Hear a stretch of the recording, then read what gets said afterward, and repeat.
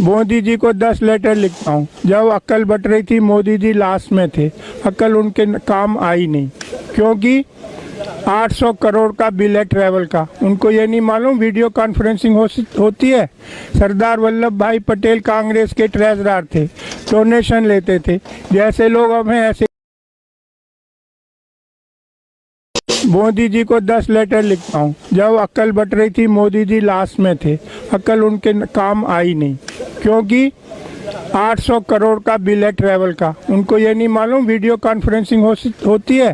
सरदार वल्लभ भाई पटेल कांग्रेस के ट्रेजरर थे, डोनेशन लेते थे। जैसे लोग अब हैं ऐसे ही पहले थे। लोगों ने उड़ा दिया, अरे तो बड़े पैसे कमा रहा। उनके कानों तक बात पहुंची। बोला भैया मैं पैसे नहीं लेता। मीटिंग बुलाई, पूछा भैया पैसे कमा के आदमी क्या करता है? अजी करता क्या है? मकान बनवाता है। बोले मैं वचन देता हूँ मैं कोई मकान नहीं बनवाऊंगा। आप सबसे मेरी गुजारिश है, आप मुझे सरदार वल्लभ भाई पटेल के मकान का एड्रेस दे दो। दिल्ली में, बम्बई में, महाराष्ट्र में, गुजरात में उस बंदे ने आधे कमरे का मकान नहीं बनवाया। मोदी जी उनकी मूर्ति पे 6000 करोड़ खर्च करके आए। हम बनाने में असमर्थ हैं। ऑर्डर गया चाइना को। किस लिए? ये मूर्ति मोदी जी ने बनवाई थी। मोदी जी कुतुब मीनार की जगह मोदी मीनार बनवाओ, ताजमहल की जगह मोदी महल बनवाओ, भारत माता की मूर्ति बनवाओ माउंट एवरेस्ट पे। पब्लिक के पैसे बर्बाद करने तो शर्मा जी से पूछो। कहाँ आपको जनादेश है कि आप 6000 करोड़ की मूर्ति बनाओगे? क्या पिछले 72 साल से हम बिना मूर्ति के जिंदा नहीं हैं? सरदार पटेल ने अपने ज़िंदगी में एक आदमी की ज़िंदगी बर्बाद नहीं की। उनकी मूर्ति ने 30 गाँवों के 10,000 लोगों की ज़िंदगी बर्बाद कर दी है। कैलकुलेशन करके भेजा शर्मा जी। मैंने कहा जी ये मेरी कैलकुलेशन है, 137 साल लगेंगे इस मूर्ति की कॉस्ट रिकवर करने में। नहीं जी ये टूरिस्ट सर्किट है। टूरिस्ट सर्किट कैसे? वो है ही नहीं। सिंगापुर छोटा सा है, इंडिया इतना बड़ा है। सिंगापुर में ज़्यादा टूरिस्ट आते हैं। मैं टूरिस्ट डिपार्टमेंट में गया, अरे शर्मा जी आपको नहीं मालूम? नहीं, आप शिमला जाइए, बस से उतरिए, एक बैग आपके पास है, कुली मांगेगा 1000, दूसरा कुली आएगा नहीं। बोला सिंगापुर में ऐसा टेंशन नहीं है। लक्ष्मी जी चाइना से, गणेश जी चाइना से, होली की पिचकारी चाइना से, दिवाली की लड़ चाइना से। चाइना की होती है दिवाली, हमारा होता है दिवाला। 700 करोड़ कमा के जाता है। रक्षाबंधन की राखी चाइना से। चांदनी चौक की मुस्लिम फैमिली साल भर रक्षाबंधन की राखी बनाती थी, उनका जीवन यापन होता था। अब रक्षाबंधन की वो भी चाइना से आ रही हैं। सरदार जी, मैंने कहा जी हमारे बच्चे कहाँ जाएंगे? सरदार जी बैठे थे, शर्मा जी हम खाली बच्चे पैदा करेंगे, बाकी सब चीज़ चाइना से आएगी। मैंने कि बच्चे पैदा करने वाली इंडियन चलेगी या वो भी चाइना से आएगी? आपको कुछ आइडिया नहीं है। मनुष्य जीवन इस धरती पे सिर्फ 100 साल बचा है। प्रकृति को 1 मिलियन ईयर्स 10 लाख साल लगे थे वायुमंडल में CO2 का लेवल 200 ppm करने में। आदमी ने 100 साल में 420 कर दिया है। 3 साल से साउथ अफ्रीका में बरसात नहीं हुई है। जो खिलाड़ी गए थे भैया बाहर आ जा, टॉयलेट में पानी नहीं है। हिमालय के ग्लेशियर पिघल चुके हैं। राजस्थान में तापक्रम 54 डिग्री सेंटीग्रेड। BSF के जवान रेत में पापड़ भून रहे थे। लातूर, मराठवाड़ा, महाराष्ट्र, 100 एकड़ का मालिक घर पे ताला लगा के जा रहा है। भैया कहाँ जा रहा है? कह जी शुगर मिल में झाड़ू मारूंगा। क्यों? वो जी 100 एकड़ का क्या करूँ, बरसात हुई नहीं, पानी है नहीं।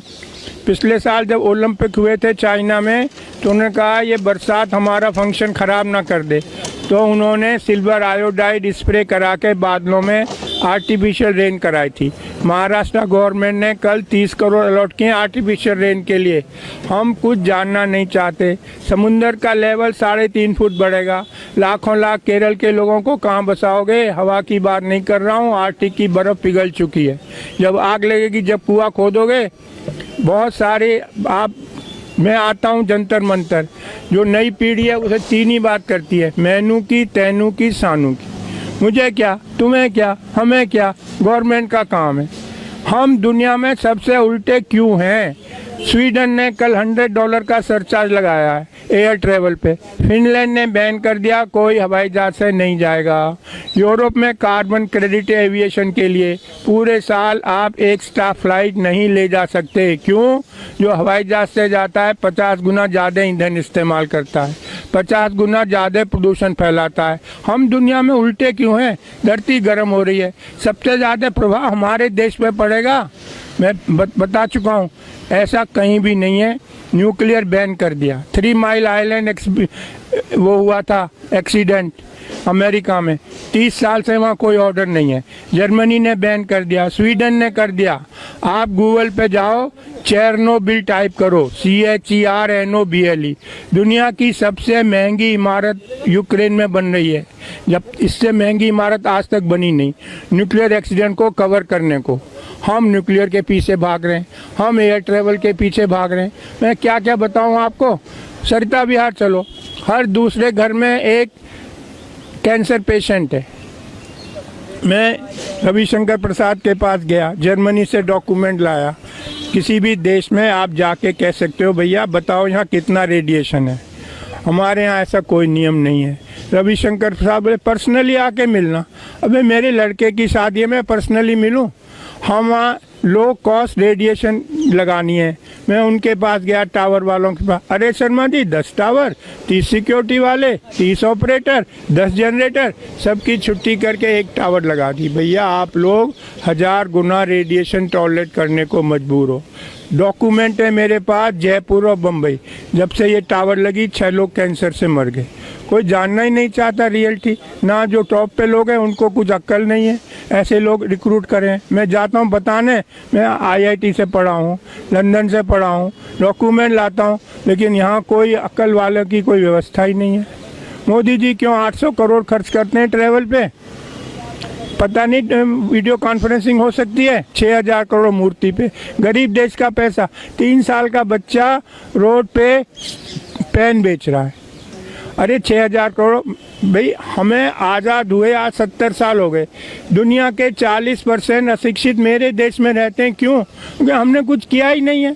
रशियन रिवॉल्यूशन हुआ था, कम्युनिस्ट पार्टी का डिक्टेट था, ईच वन टीच वन।